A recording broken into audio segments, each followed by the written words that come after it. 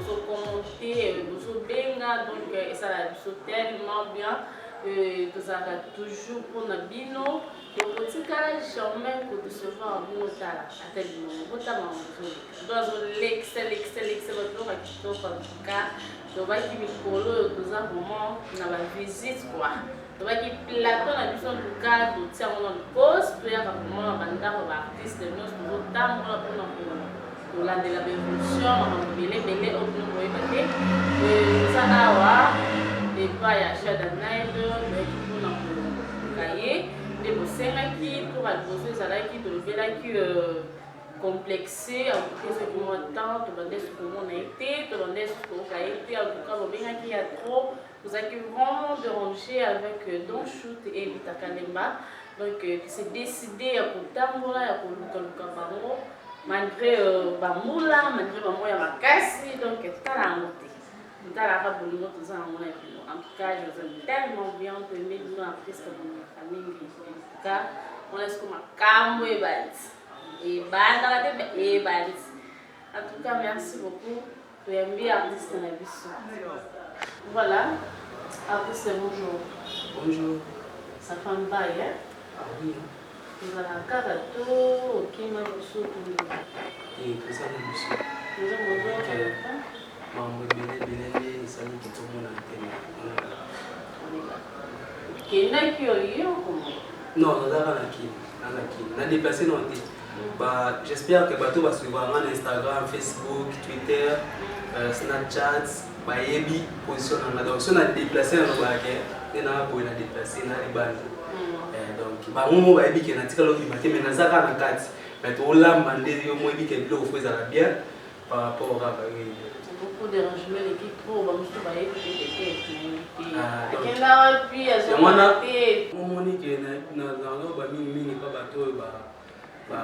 abonner na Instagram, na Facebook, na réseaux sociaux qui est beaucoup de s'abonner vraiment pour na so bolingi boy ba news, ba nouvelles ya artiste mo Shada Night.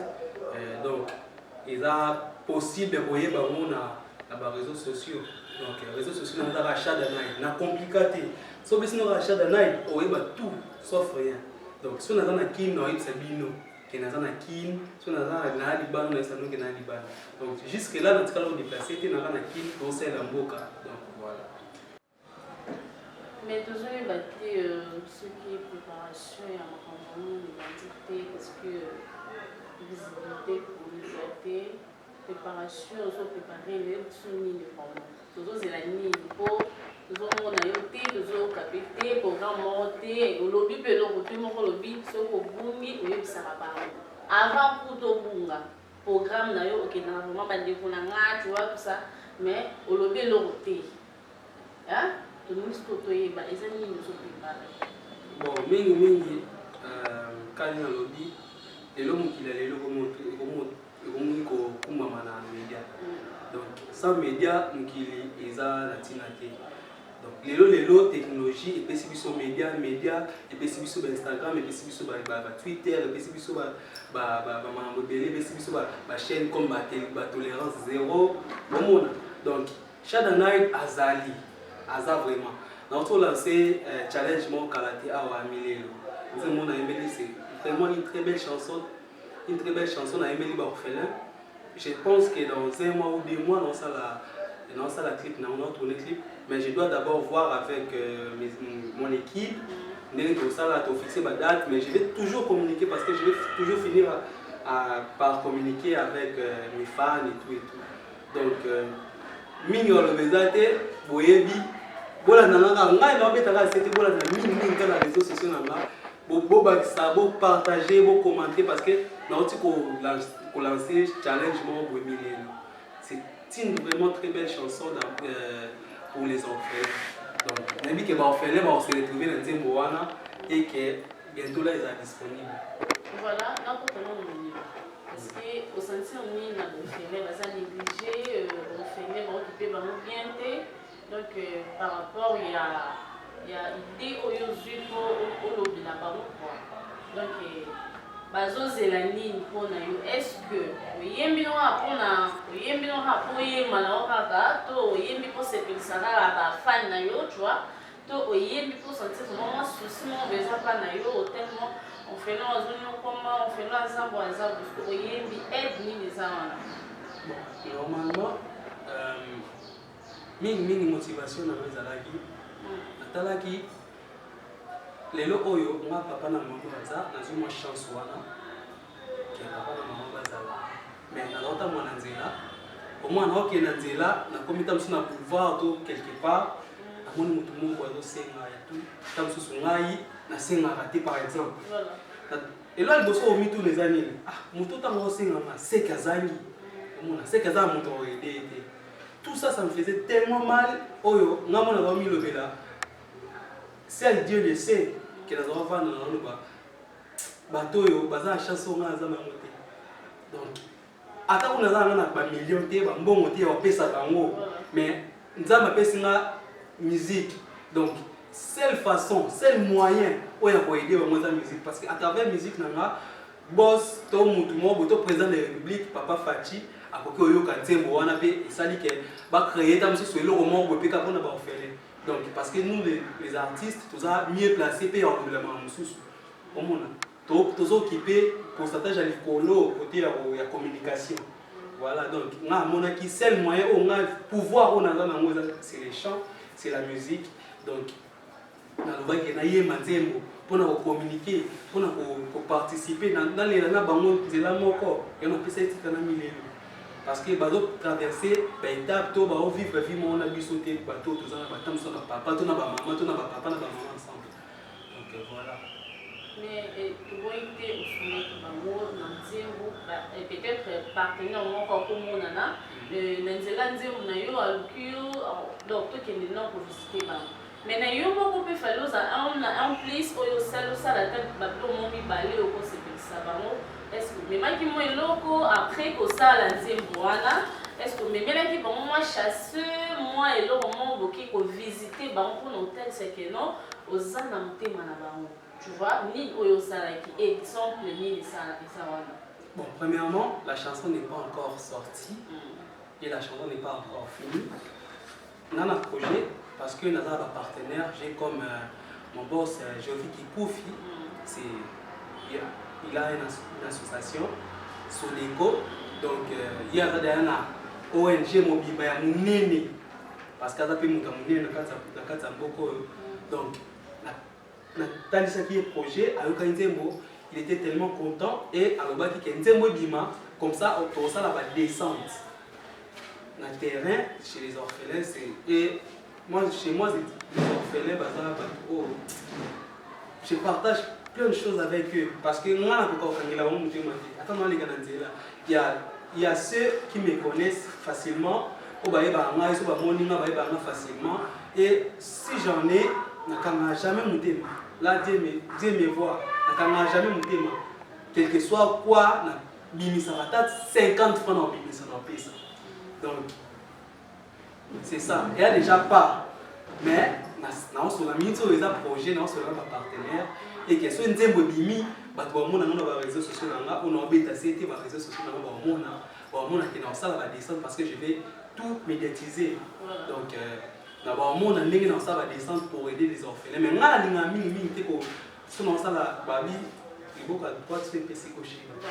mais bilo mususu na sala et mona na mais bilo mususu pe na sala ya grave et mona na mais na sala l'essentiel et mona parce que biso artiste dans la communication mondiale so qui par exemple na telo mona sur Instagram nanga au moins que tam sous ministre mo kingani au mona TPCP pour ça mutala mongo le kanga aya parce que ça au mona te tam sous TPCP pour ça te ya pe façon pe kaka ezambe interdité ko la selon la TV au mona et là façon mo boya mbati muso baza mongo le kanga biso ba ko moi qui propose un peu de courage, il y a Bobima, il y a Rossal.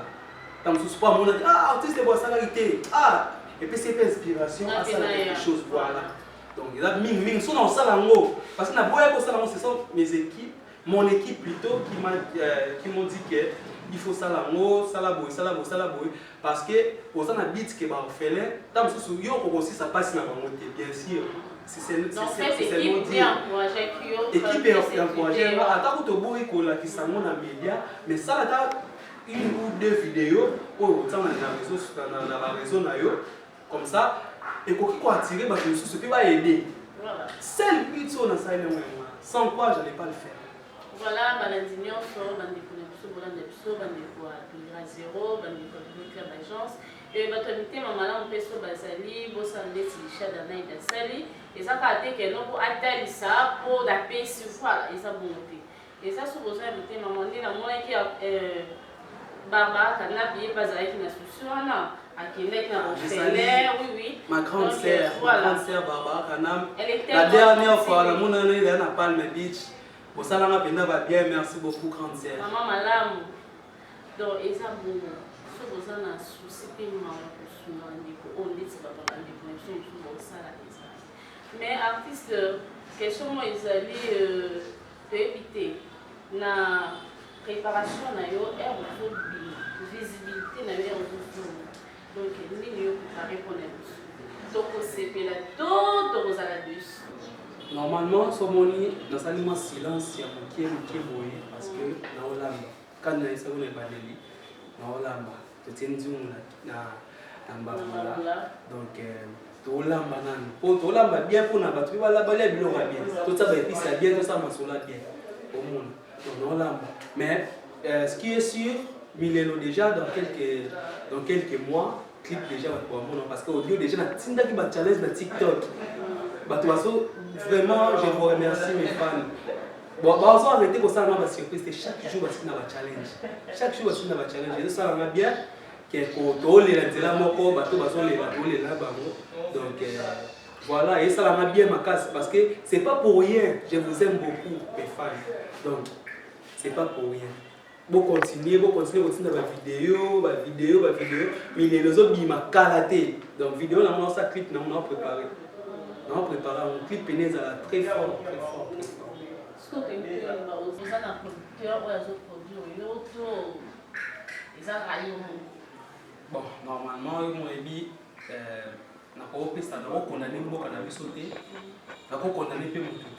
mais la musique c'est toujours comme ça. Voilà, on a match ils ont fait chanter, mais ils ont mis ça mon bal à travers le mais bah bénédiction donc on a considéré chez les personnes où il y a plutôt supérieur et voilà jusque là ce qui nous a dit que nous avons et ça mais pour l'instant à ça là mon côté oiseau produire on a propre moyen comme on a mis na salaka des salaka na salama ba audio na la potama studio na salama il y a un usage que aux autres ouais, parce qu'il faut nous quitter dans ça clip on est pour bazutu na shada na daye bani ba ba bimika talana ba bimika karate mutema bo manodo eso beta partout nous avons bâti shada na da bata mo bon j'espère que wapi petit lelo beta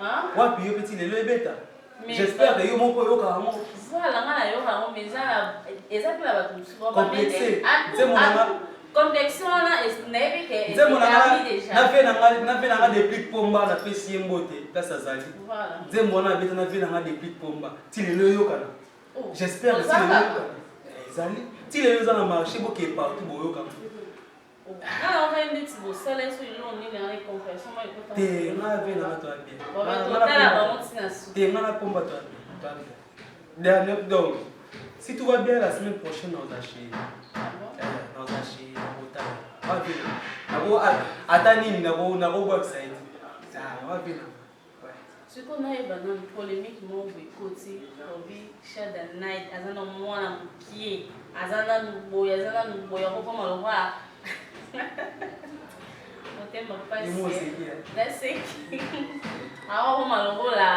l'invité sur la table pour motoni alors on malwa fali te bobi ce qui au teki mo lo mo boy ba dans les boy ça est-ce que azana poya fali azana niveau fali te yo fali ça lioni na éviter ba polémique ba fan ba lukila ba ngai ko mona ba ngai ko ni na za boy bina boy fali na za rana na lote na somi na ngana nzuki ba parcelle te so pendeni na sa na zina na trophée international moko hein na zute ai na ngene ko base na komba fali atayo mo o to zeba tondeli mponga moko dernièrement namonaki wana naza na Pullman pesa na ye bamboto monaki nga mowana eza te. Ah oui siko eza nini bon il fallait avie na yo il fallait avie bon normalement nga quand nayetisaki bino na émission liboso wana nayebisaki yo ke nga nakoli na musique ya quartier latin na sens nini mon père biologique papa JR Asia aza fan numéro 00111 soti wapi ya Koffi Olomide donc ayoka Koffi air nyonso depuis moment na koli parce que biso siko biso tozali ba mike Koffi ezalaki mwa bilongo ya mwa bavie balingi balinga mingi bafali baburo banani bazali badimo biso bagene tozabalinga mingi tozabamvie on akoli na musique j'aimais vraiment Fally na bomwana ngai tu peux pas imaginer omona Fally pour passer un vieux oh kotikala omona na te nayebi te soki ayebi nga pe personnellement mais moi je le connais omona donc comme ayebi nga comme nga nayebi ye boye nakoli mpe na musique na ye influencé trop carrière musicale na nga donc nakoli jamais oboya Fally et je ne peux pas le faire ti suka vi na nga nakosala te pour ngai excusez pour ngai nazalaki nani oyo na Pullman tozalaki lesto omona biso mibale tozalaki ngai na frère na nga Rami Kalimba donc ye kuta yebisi na bi o garçon wana nini oyo ya complexe bakomi na naza oyo ya bomaya musique tondeli yango wana Rami Kalimba oui mwana dolba yango biyaka komi ofinga Fally mpa komi na niveau mona ye nayebi te soki eza na place nini oyo bato bamoni nga na filme Fally je peux pas le faire il est pour moi il est parmi ou soit la personne où on ça la fierté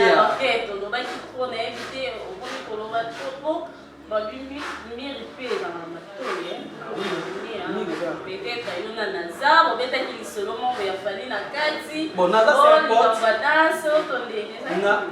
c'est un pote soit Yekin ayaka jamais kin saka benga soit Yekin tozala na toujours Naza na Fally mbaza de ya ba collaborateur omona nayebi te soki nanga bakanga mana naza esala nini esala naza nini soki naza lelo ayoki te ngai na moko ya Fally je sais pas leur relation bien sûr mais nayebi ke babeta bafitini bazala mingi parce que Fally pour l'instant azala mingi na Paris azala mingi na Kin ayebi mambo eleka na Paris mpe mambo eleka na Kin donc naza comme azala na Paris ayebi mpe ke mambo bazala trop omona donc ce lelo naza comme naza tala ba projet bien na ye parce qu'il doit produire quelques titres ou soit quelques projets na nga omona siko ce lelo naza ayoki ke ngana Fally ngana vie na nga Fally toyokana te ou soit toyokana te c'est trop dire parce que Fally mes attentes quoi mes attentes pété omona donc les gens on a boudé par exemple ndata on a boudé donc ceux qui n'ont boudé par exemple Fally